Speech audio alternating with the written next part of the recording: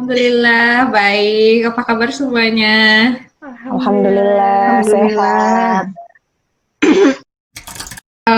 Pagi ini karena masih jam berapa ya? Masih jam 9-an, minum teh dulu. Nanti kalau udah agak lapar dikit, makan sereal. Biasanya sih cuma toast doang. Lontong ada, cuman mahal. Kalau masakan kan itu masuk masakan tradisional kan. Jadi kalau masakan tradisional itu kan charge-nya beda, harganya beda dengan makanan biasa. Kalau di sini $15 itu porsinya lumayan lah, kecil. Kalau $15 dijadiin rupiah itu berapa ya? Iya, berapa ya? 75.000 ya. Lebih. Itu $5 salah. $15 750.000, luar biasa. Nama saya Afifah Rahma. Jadi saya lulusan dari Universitas Negeri Padang, jurusan Pendidikan Bahasa Inggris. Jadi S2-nya di sini di New York, itu S2-nya specifically literacy specialist, spesialis di bidang literasi di Teachers College, Columbia University. Jadi Teachers College ini semacam pasca sarjananya University in New York. Nah, saya alhamdulillah dapat beasiswa dari LPDP tahun 2018 kemarin. Dan berangkatnya tahun 2019 ke New York. Insya Allah mau pulang Agustus ini. Doakan lancar. Amin. Amin. Kalau Iva karena spesialis, jadi itu kan lebih ke praktikal ya, bukan by research. Bukan by Karena nulis ini juga ya, nulis tesis juga. Semacam tesis ya, tapi mereka bilangnya di sini kalau mereka nggak pakai tesis, mereka bilang action research in the classroom action research itu jenis tesisnya. Iya. Tapi mereka nggak nganggapnya tesis sih. Kalau tesis itu kayak penelitian yang pakai data gitu kan. Kalau kita kan lebih ke classroom research, jadi beda jenis penelitiannya. Iya. Dan ini lebih cepat ya dibandingkan di dalam negeri. Selesainya wajib lebih cepat, 2 tahun itu udah maksimal gitu. Kalau Amerika awal-awal mereka kan pas bulan Januari masih belum ada data ya, tapi mulai naiknya Maret, dan yang jadi spotlight-nya itu memang New York yang jadi fokus seluruh dunia, karena bagaimanapun ini New York kan, semua orang tahu New York gitu. Nah, sekarang itu New York sendiri datanya kurvanya udah mulai turun. Kalau nggak salah 3 hari yang lalu itu death rate-nya, angka kematiannya sudah 0. Wah, luar biasa. Tapi itu cuma New York gitu, cuma New York State, negara bagian New York. Negara bagian lain malah dalam angka merah gitu, nanjak, karena kan kita musim panas. Jadi kalau pas masih musim semi itu orang masih dalam rumah kan, karena memang dingin gitu. Orang juga nggak mau keluar rumah, ngapain keluar rumah kan dingin. Tapi kalau summer itu orang mikirnya pasti going out gitu, pergi ke pantai gitu. Makanya pantai-pantai itu malah padat, dan ya bagaimanapun manusia kalau nggak dilarang ya. Pertanyaan pertama, kenapa memilih Amerika? Karena kalau dilihat kan sebenarnya ini trik untuk mencari beasiswa gitu, tapi juga harus disesuaikan dengan minat dan bakat kita gitu.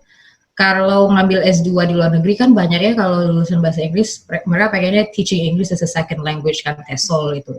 Itu ada bisa ngambil S2 bisa di UK, bisa di Australia, bisa di US, bisa di Australia. Tapi yang paling bagus itu memang di UK karena mereka penelitiannya paling banyak di sana kan.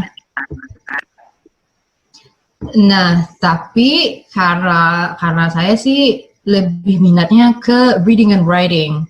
Nggak cuma teaching English as a second language, but how do you actually bahasa Inggris?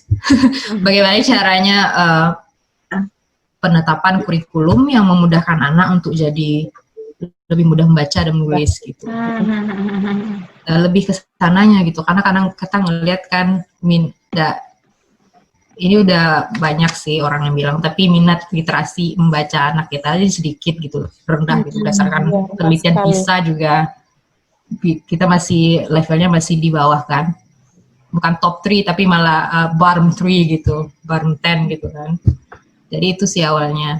Nah, pengennya kuliah ke Amerika karena memang di sini program yang fokus ke literasi itu memang adanya di Amerika. Kalau di UK sama Australia itu mau fokusnya lebih ke English as a foreign language, itu yang bagus di sana.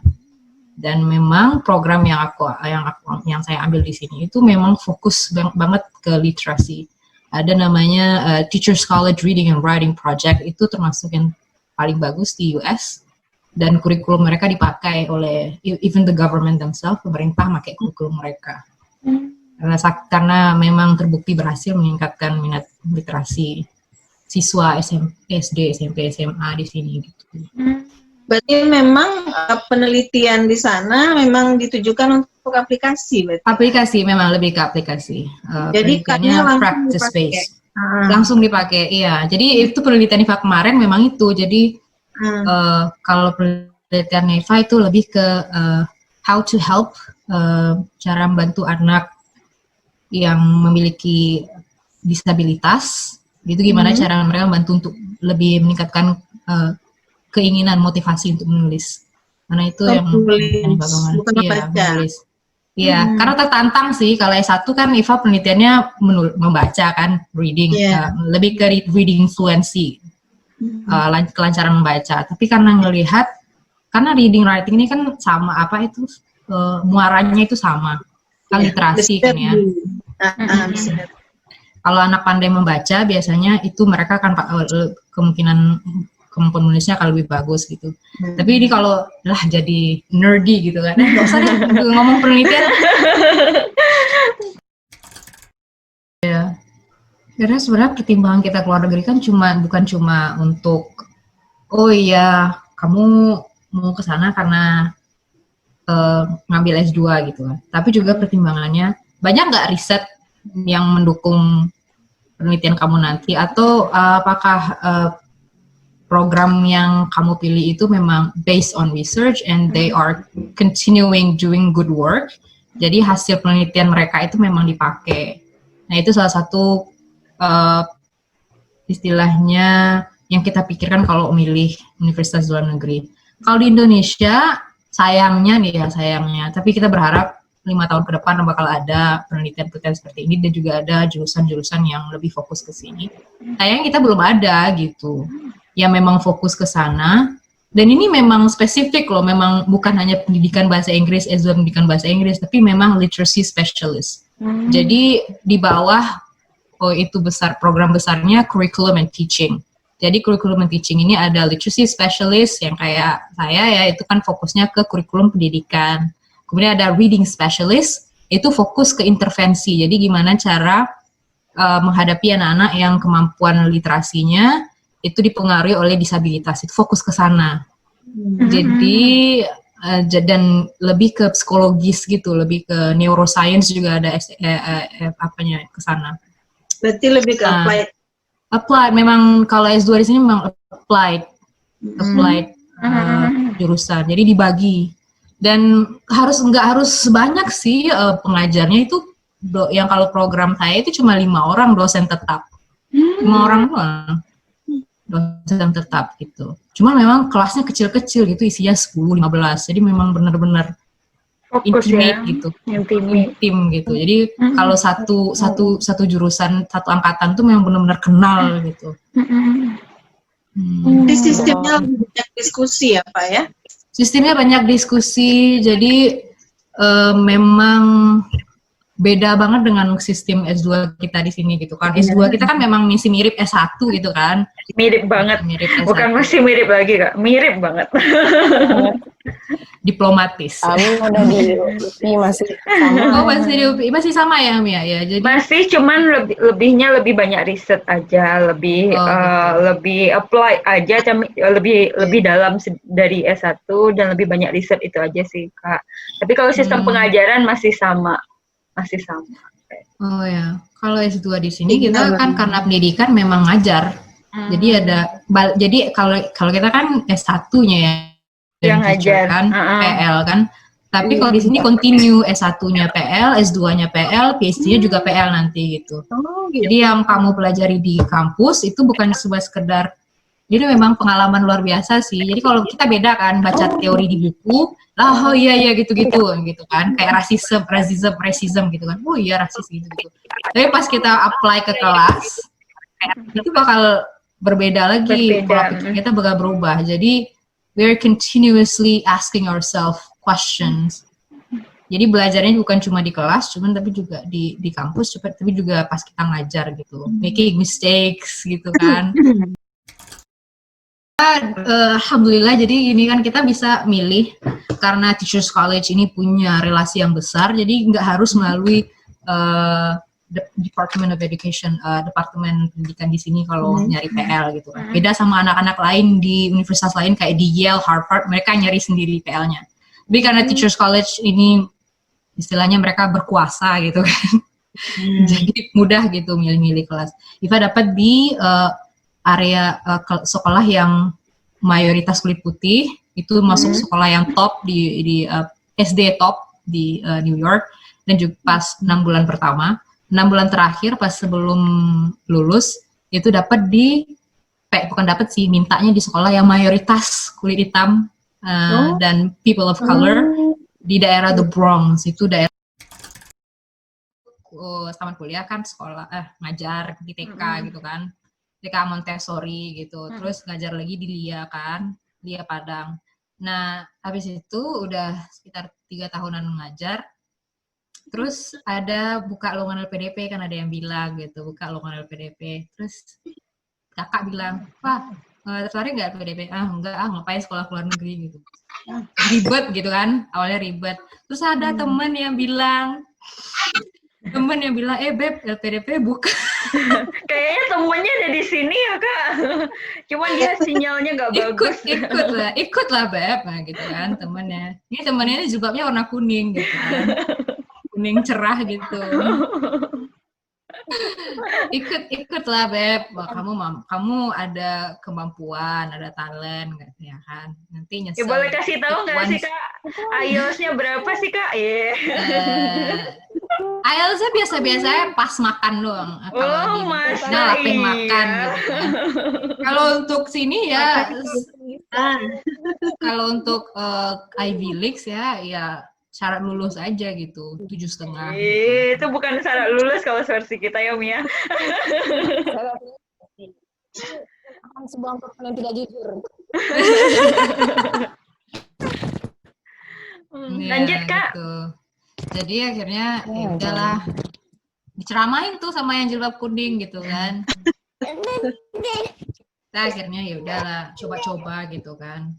Nah proses supaya bisa lulus LPDP itu panjang kan. Kalau dulu masih tahap online test, kemudian wawancara ya. Pokoknya masih ada 2 atau 3 tahap gitu. Kalau sekarang kan pakai tes computer based ya, CBT, CAT ya. Kalau dulu CAT-nya cuma psikologis, tes psikologis. Terus akhirnya tes. Jadi sebelum tes itu kan di Padang kan jarang tuh orang yang ngambil tes LPDP, terus nggak ada teman buat latihan-latihan wawancara gitu, atau latihan-latihan gimana cara jawab tes psikologis gitu kan. Akhirnya nyari-nyari di online, di internet, terus ketemu grup di Telegram yang latihan terus tiap malam gitu. Pokoknya latihan wawancara, ngobrol-ngobrolin soal universitas mana yang bagus gitu kan, siapa-siapa aja alumni yang gimana pengalaman alumni gitu. Ketemu. Nah dengan komunitas inilah saya itu belajar untuk bisa gimana cara dapat beasiswa LPDP gitu atau beasiswa lainnya.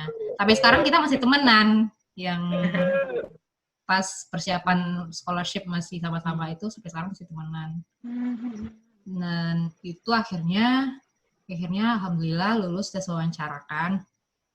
Tes wawancara, waktu itu belum dapat letter of acceptance in any university, tapi udah mikir mau masuk mana gitu. Pilihan pertama itu Johns Hopkins University, pengennya cuma masuk sana. Alasannya bego banget karena Baltimore itu dekat pantai, jadi bisa lihat pantai. Anak Padang sekali ya Kak? Anak Padang, karena rumahnya 100 meter dari pantai gitu kan. Nah, tapi ternyata Johns Hopkins University yang School of Education yang Reading Specialist programnya nggak buka sampai sekarang gitu. Mereka nggak nerima mahasiswa gitu. Akhirnya ya udah lihat ke universitas lain yang silabusnya mirip, cuman masih di US gitu. Pengennya US karena memang US yang fokus penelitiannya ke literasi. Nah, lihat ternyata Columbia programnya bagus gitu. Juga ada terkenal kan Lucy Calkins itu yang Director of Teachers Scholarly and Writing Project itu. Dia udah banyak menelurkan penelitian-penelitian yang bagus gitu kan. Akhirnya tertarik ngobrol dengan head of programnya, terus dia bilang, oh ya, coba aja apply gitu. Apply ke Columbia, alhamdulillah lulus. Tapi ada perasaan juga sih, sebenarnya lulusnya karena memenuhi kuota minoritas gitu. Tapi masih alhamdulillah. Inferiority complex. Inferiority complex. Ya, alhamdulillah lulus. At least you accepted, ya. Ya, agak accepted. Tapi nyampe di dalam kelas terasa minoritas nggak sih Kak? Kayak culture Nggak terasa. shock. Culture shock. Yang lucunya karena kita sudah dicekcoki dengan Western culture di Indonesia gitu. Di mana aja seluruh dunia itu sudah terbiasa dengan Western culture. Jadi pas kita nyampe ke Amerika ya kayak biasa aja gitu, nggak kerasa bahwa kita itu di Amerika gitu. Kalau dari segi akademis sih, kalau lulus IELTS ya pasti bisa mengikuti proses belajar mengajar di US. Cuman kalau soal understanding culture itu memang butuh fleksibilitas. Maksudnya fleksibilitas sih butuh pikiran yang terbuka, tapi juga butuh nilai-nilai yang kita mesti tetap memegang nilai-nilai yang kita anggap penting gitu, like values, like religious values, moral values-nya orang timur gitu, orang timur masih tetap, tapi terbuka. Jadi istilahnya ini apa ya? Constant battle with yourself. Jadi setiap hari itu perlu mikir, ini masuk ke wadah yang abu-abu atau masuk ke wadah yang hitam atau putih atau gimana. It's a learning experience, pengalaman hidup banget kalau kuliah di luar negeri itu, apalagi di US. Ini nggak banyak orang yang ngomong ya, uang pastinya, money. Oh serius? Maksudnya dengan beasiswa tidak tercover misalnya? Bukan masalah beasiswa, karena kalau konsep beasiswa, kamu tekan kontrak dulu, baru duitnya turun. Kan gitu kan? Oh iya. Iya, lulus beasiswa dulu, baru dapat duit gitu. Jadi sebelum dapat universitasnya, sebelum dapat beasiswanya, terus ngapain gitu kan? Dan nggak dipungkiri, kalau mau mendaftar di US itu pakai duit. Karena nggak sama dengan di UK atau di Australia, itu kalau mau apply itu aja bayar duit administrasi. Gitu. Dan untuk dapat IELTS juga bayar kan, tes IELTS. Kalau masuk universitas di US itu mesti ikut GRE test, itu juga bayar. Sama lah dengan IELTS.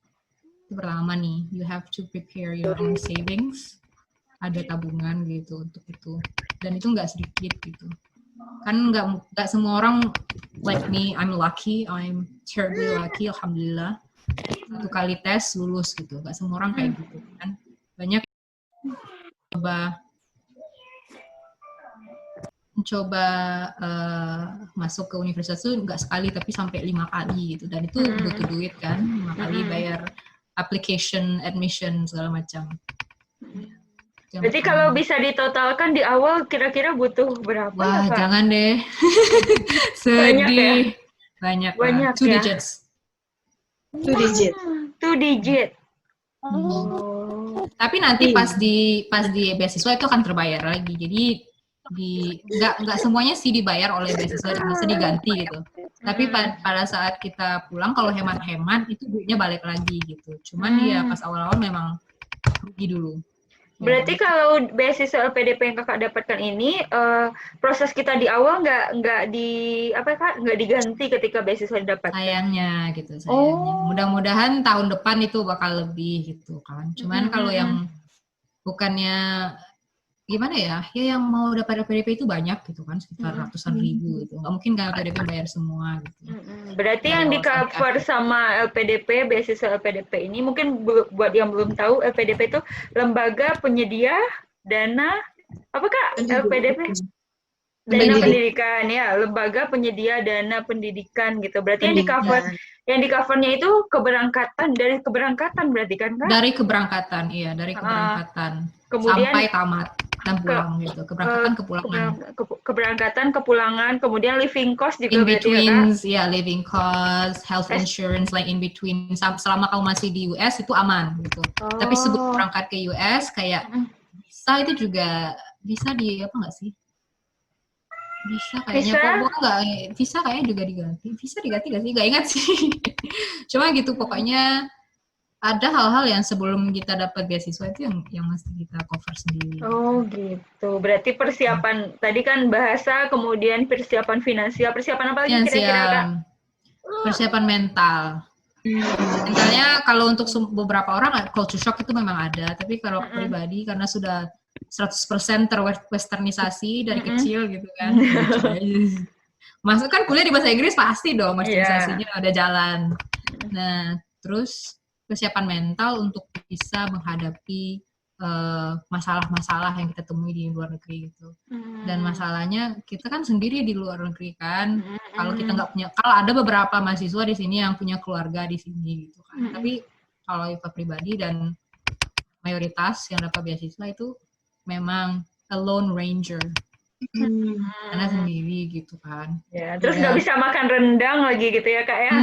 Makanan enak itu langka sekali setahun. Pas Idul Fitri gitu. Iya, jadi itu kesiapan mental untuk menghadapi masalah yang mungkin orang lain juga mengalami, tapi biasanya itu masalahnya personalized. Setiap orang punya masalah yang berbeda-beda. Apalagi kira-kira Kak, selain bahasa, finansial, kemudian mental, apalagi ya Kak kira-kira yang penting dipersiapkan gitu. Biar berpikir kuliah ke luar negeri lebih realistis gitu. Pertama mungkin mikirnya kebutuhan kita ya, butuhnya apa gitu kan. Jangan asal di luar negeri, pokoknya di luar negeri gitu ya. Jadi nggak jelas, kalau kakak kan goalnya jelas, pengen ngambil writing or reading specialist, jadi jurusannya di sana. Kemudian disiapkanlah beasiswanya dan sebagainya. Apalagi ya Kak kira-kira dari selain hal itu? Kayaknya support group. support group dari orang-orang yang bakal will be with you through the thick and thin gitu. Jadi apapun yang terjadi orang itu bakal tetap ada. Support group itu perlu banget. Tapi Ami juga bilang sih apa Uni? Ini mau bilang apa? Keluarga ya, terutama support system keluarga gitu. Doa orang tua gitu kan, doa orang-orang sekeliling gitu. Kalau Iva pribadi sih ngerasain banget kalau bisa gini kan, Iva gimana di luar negeri gitu, ada yang bilang kan, gimana pandeminya, alhamdulillah sehat, doain ya gitu. Memang doa, orang memang minta doa spesifikally. Jadi kalau orang Eva bilang doain ya selama, itu bener-bener doain aku gitu, habis sholat tolong doain buat aku gitu, memang asking for your doa gitu, minta mereka mendoakan. Memang alhamdulillah itu memang kerasa banget, merinding. Ngerasa banget gitu, doa dari orang-orang yang baik di sekeliling kita itu benar-benar berakibat. Apa lagi ya kira-kira Mi yang mau Umi tanyakan mungkin? Atau Fahri yang penasaran gitu? Penasaran, silahkan. Minum dulu ya. Boleh Kak, santai. Berarti sekarang lagi musim panas ya Kak? Iya, musim panas.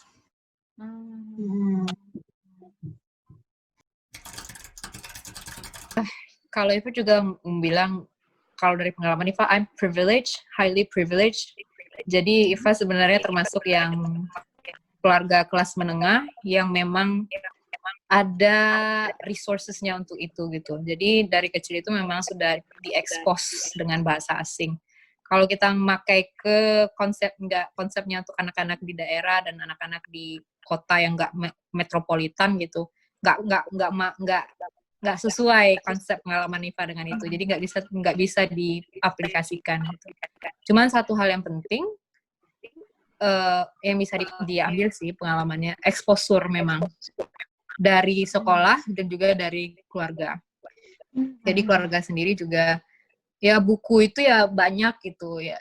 The books are there. So, kalau anak-anak kan gitu kan, ngapain lagi ya, main apa ya, terus ngeliat buku warna-warni, ya udah dibaca gitu. Dan keluarga juga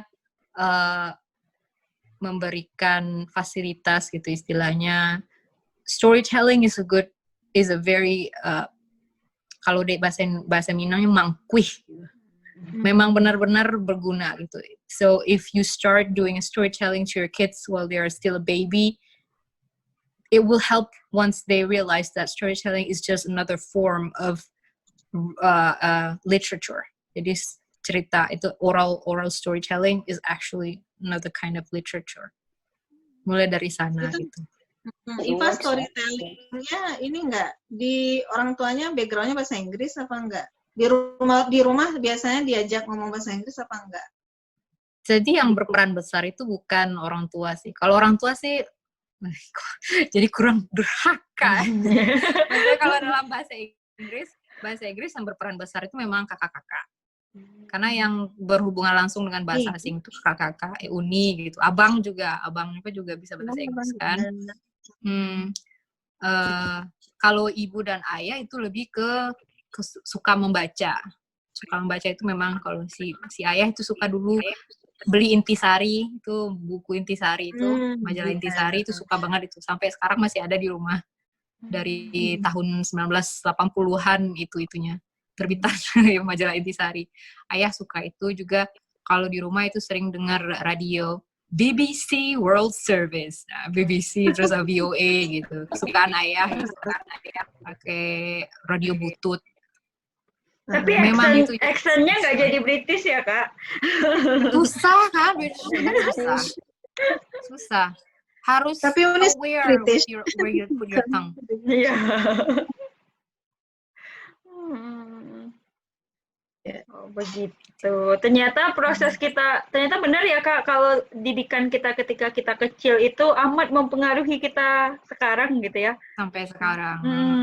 Jadi lebih proses belajar bahasa Inggrisnya pun terexposure secara langsung karena lingkungannya mendukung. Itu kali ya yang membuat pembelajaran bahasa Inggris di mana-mana gagal itu gara-gara lingkungannya sekolahnya itu nggak mendukung.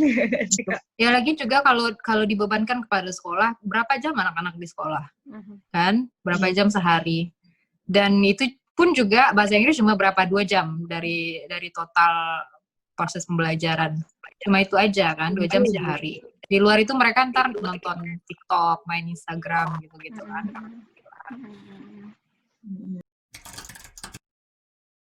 Harapannya setidaknya kalau yang paling perlu sekarang itu memang how to teach people to objectively absorb information. Jadi semua informasi itu nggak dimakan, nggak ditelan mentah-mentah gitu. Being critical but also being empathic. Jadi kritikal critical thinking, tapi juga empatinya juga main. Nah, di sini this is kalau bagi orang yang spiritualisnya bagus atau bagi orang yang religious, this is where religion plays its own role. Being critical but also being empathic. Itu yang paling penting sekarang. Ya, berarti literasi itu sebenarnya nggak hanya terbatas pada kemampuan membaca buku ya, tapi juga literasi media, literasi finance, iya banyak sebenarnya. Financial literacy. Iya. Tapi kalau yang kita ngomongin kan literasi dalam bidang pendidikan gitu kan, lebih ke how to educate people to be literate. Gimana? Ini kayak klise deh itunya pesannya. Tapi keep on going. Keep on going. Do your best. Do your best self. Like perseverance is the key. Jadi selama kamu masih mau berusaha, it will open a lot of doors. Kesempatan itu pasti ada. Terus kalau ada yang nanya, susah nggak sih Kak ngurus beasiswa? Jawaban Kakak sekarang gimana Kak? Kalau dulu ya kan pasti pertama-tama, siapa tahu Kak, enggak deh, udah jalani, udah gampang aja gitu. Iya, makan kan kalau susah itu sebelum dijalani. Kalau udah dijalani itu ya step by step. Jangan mikirnya jangan panjang. Just do it first, nanti ngeliat ujungnya itu gimana gitu. Kalau memang rezeki, bakal Allah bukakan rezeki untuk beasiswa. Tapi kalau memang rezekinya belum sekarang, pasti ada jalan lain. Soalnya teman-teman aku juga kayak gitu ya, nggak lulus LPDP gitu kan, nggak lulus apapun beasiswa gitu, nyoba-nyoba. Terima kerja di Jakarta. Dapat PNS. Buka usahanya besar gitu. Menikah gitu ya Kak. Menikah gitu kan. Itu juga achievement. Hope and achievement. Getting married. Itu impian Ami itu. Ami hanya menyampaikan pemikiran Kak Iva. Menikah itu wajib, disunahkan malah kan. Tapi kalau belum ada orangnya, sebuah kode Ami ini diputar di mana ya Ami? Kalau belum ada orangnya, it's better for you to improve yourself than waiting on something that is not there yet. Mana tahu memang belum siap kan? 100% agree. Kak, kalau ditanya lagi mau S3 nggak di US, gimana Kak? Kalau dipikir-pikir sih S3 itu ternyata kalau udah ngeliat teman-teman yang PhD kan, wow. Itu dedikasi yang luar biasa. Memang harus konsisten, pengennya apa dari PhD itu, what do you want gitu. Jangan sekedar orang PhD, kita juga ikut PhD. Susah banget. Karena kita selain kita riset, kita juga kerja kan. Riset, kerja, kuliah gitu. 3. Jadi nggak mudah. Nggak tahu sih sekarang bilangnya sih nggak. Kalau udah lewat dari master tuh, masternya udah stres. Apalagi kalau PhD. Ya, who knows, right?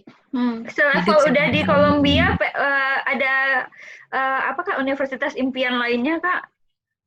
Mau up gitu ya, dari Columbia misalnya. Pengen di mana sih Kak? Setelah ini, mungkin kalau ada nanti keinginan untuk S3 gitu Kak. Apa masih di universitas yang sama? I think Yale would be nice.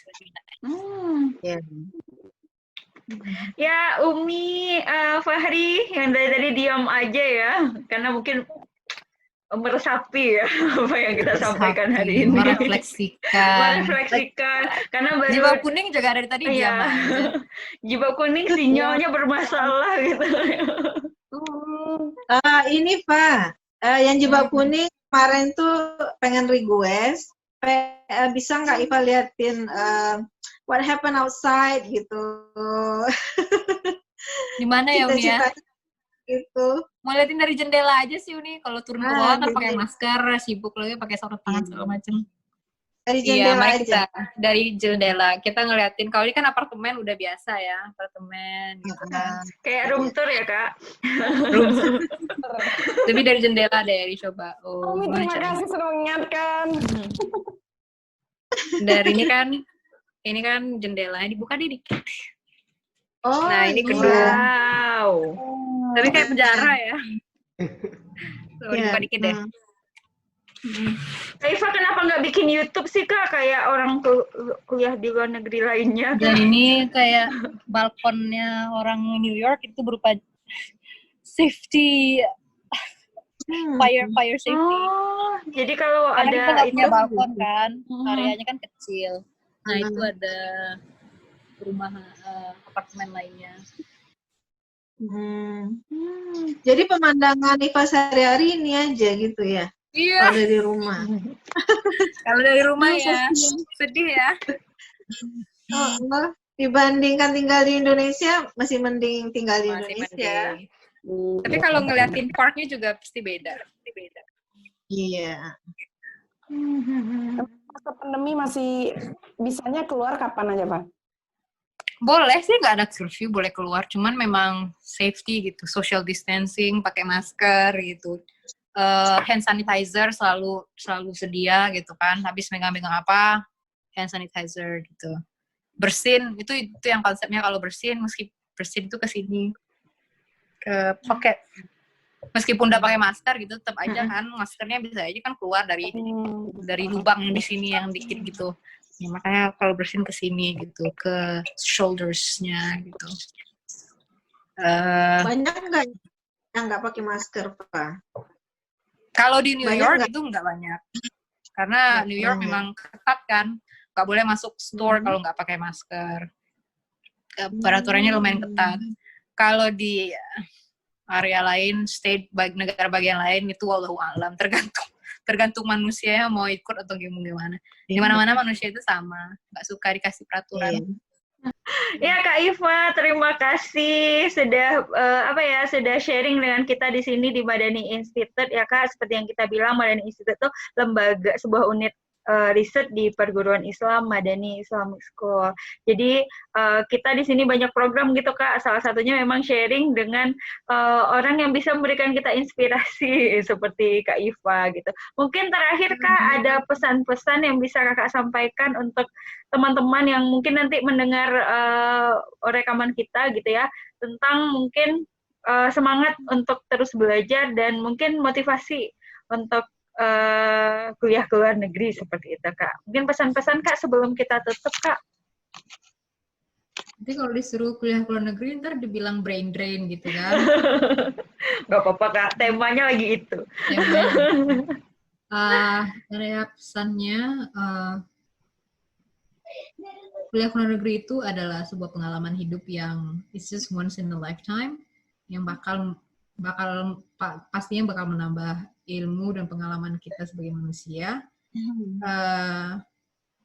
Satu saran aja sih,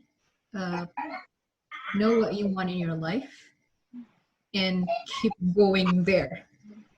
Jadi istilahnya gitu, kalau mau keluar negeri istilahnya, ya udah gitu, try your best gitu. Nanti Allah kasih jalan. Itu aja. Ya Kak, wah Kak Iva terima kasih atas pembicaraan yang menarik ya Mia, ya Wari, mungkin kita banyak dapat masukan ya dan inspirasi pada pertemuan kita di malam hari ini gitu. Tadi sebenarnya hostnya itu yang jubah kuning yang kita sebut-sebut dari tadi ya, cuman karena sinyalnya sedikit bermasalah mungkin Ami ambil alih gitu ya. Kak Iva terima kasih sudah hadir di Madani Institute. Jangan bosan-bosan ya Kak, kalau nanti kita mau diskusi tentang literasi mungkin ya Mia, lebih mendalam nanti dengan Kak Iva, mungkin Kakak bersedia kembali kita undang di Madani Institute. Gitu. Mungkin untuk ngobrol-ngobrol kita malam ini kita akhiri sampai di sini. Ada tambahan Umi atau Fahri? Pas insya Allah. Pas insya Allah. Fahri ada tambahan?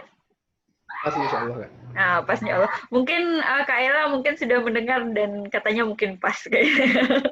Karena sinyalnya lagi bermasalah. Ya teman-teman semua, terima kasih sudah bersama-sama dengan kita ya dalam obrolan sederhana dari kami di Madani Institute, dan kita ketemu lagi nanti di obrolan lainnya, dan mungkin kita akan ada podcast, ada webinar yang selanjutnya yang bisa diikuti. Pantengin terus sosial media kita. Dan saya tutup dengan Assalamualaikum warahmatullahi wabarakatuh.